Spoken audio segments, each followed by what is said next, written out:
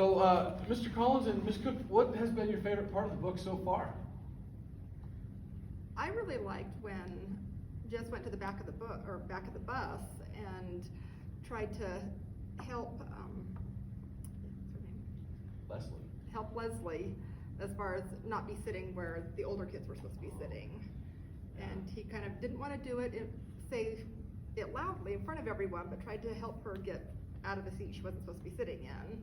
Right, And and be a that's when they friend. first became friends. Right. Yeah, I think my favorite part was Leslie when she kind of reached out to Janice Avery because she heard her crying in the bathroom. She was afraid to go in at first, and she was like, I'm gonna get killed if I go into the bathroom. And then she went in, they talked for a while, and Jessie was kind of waiting to see what had happened, and she helped Janice Avery feel better. She said, pretend like nothing ever happened, or you have no idea what they're talking about, and it'll go away here in a couple weeks. And after that, Janice and Leslie became, I think Leslie quoted as saying, half of a friend. So she now had 1.5 best friends at Lark Creek Elementary.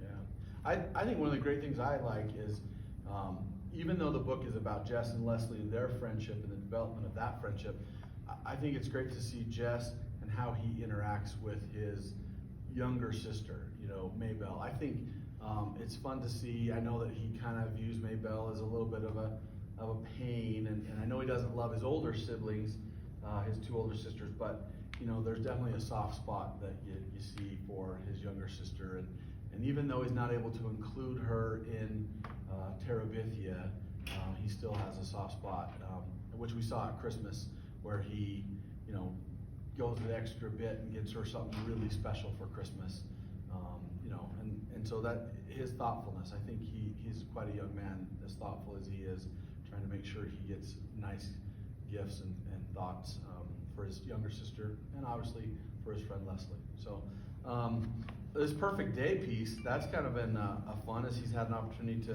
to go and spend some time in Washington, D.C.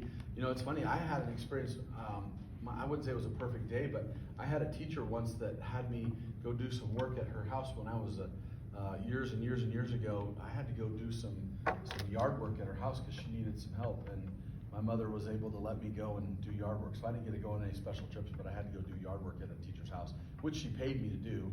I think I was like 10 or 11 years old. But anyways, that was kind of a memory I had of my second grade teacher, Mrs. Rogers. So, I don't know. I hope everybody's enjoying reading Bridge to Terabithia.